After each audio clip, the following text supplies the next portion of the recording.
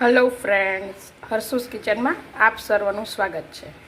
આજે આપણે બનાવવા જઈ રહ્યા છીએ ગવાર ઢોકળી।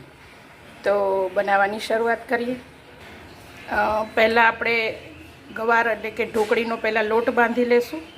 આમાં આપણે ઘઉંના લોટનો ઉપયોગ કરીએ છીએ। લોટ તમે વધતા ઓછા પ્રમાણમાં લઈ શકો છો। અહીંયા મેં અંદાજિત 200 ગ્રામ જેટલો લોટ લીધો છે। હવે આપણે એના મસાલા કરી લઈએ। 1 ચમચી જેટલું લાલ મરચું, ચપટી હળદર, ચપટી ધાણા જીરું, સ્વાદ અનુસાર મીઠું, ચપટી અજમો,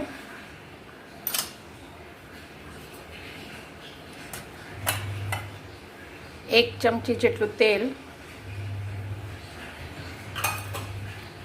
બધી વસ્તુને પહેલાં આપણે મિક્સ કરી દઈશું અને પાણી નાખીને આપણે એને પરોઠા જેવો લોટ બાંધી લઈએ। તમે જોઈ શકો છો કે આપણો લોટ બાંધીને તૈયાર છે। હવે આપણે એને 10 મિનિટ રેસ્ટ આપીશું। ત્યાં સુધીમાં આપણે ગવાર વઘારી લઈએ। આપણે એને કુકરમાં વઘારીશું, એટલે અહીંયા હું 3 થી 4 મોટી ચમચી જેટલું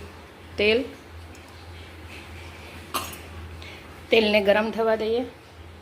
તેલ આપણું ગરમ થઈ ગયું છે અને ગવારનું શાક હોય એટલે આપણે એનો અજમાથી જ એનો વઘાર કરીએ। અજમો, હિંગ, ચપટી હળદર, અહીંયા મેં લાલ લસણીય મસાલાને પેસ્ટ બનાવી દીધી છે, એ ઉમેરી દઈએ।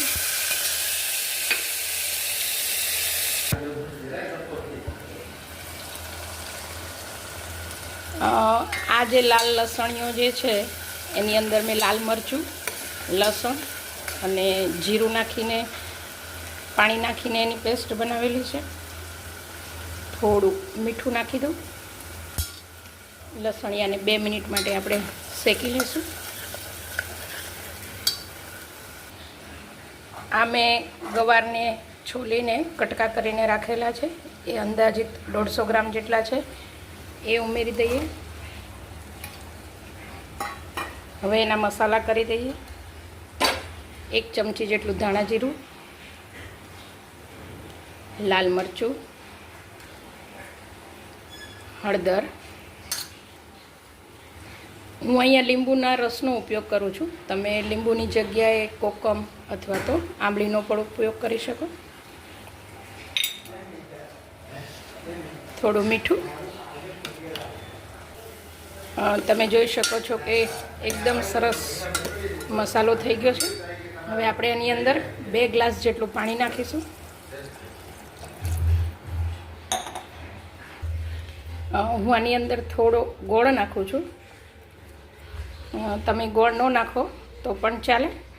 હવે આને ઉકળવા દઈએ અને આપણે ઢોકળી વણી લઈએ। લોટને 10-1 મિનિટ થઈ ગઈ છે। હવે આપણે એને લુવા કરી અને થોડુંક પરોઠા જેવું જાડું થાય એવા રોટલા વણી લઈએ। ઢોકળીને તમે આ રીતે થેપીને પણ કરી શકો, પણ હું આ રીતે રોટલો કરી અને તમે આ રીતે એને શેપ આપી શકો।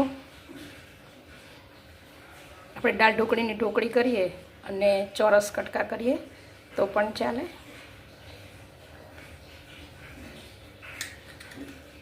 પછી આ રીતની જે ઢોકળી તૈયાર થઈ જાય, આ એક સરખી ઢોકળી થશે, એટલા માટે પછી એને આ ઢોકળીને આપણે જે ગવાર વઘાર્યો છે એની અંદર ઉમેરી દેવાની। તો આ રીતે આપણે બધી જ ઢોકળી પહેલાં બનાવી લઈએ। અહીંયા મેં બધી જ ઢોકળી વણી લીધી છે। હવે આપણે આની અંદર ધીમા તાપે એને 3 કુકરની વિસલ કરી લઈએ। કુકરની 3 વિસલ થઈ ગઈ છે। હવે આપણે જોઈ લઈએ। તમે જોઈ શકો છો કે એકદમ સરસ આપણી ઢોકળી બનીને રેડી છે।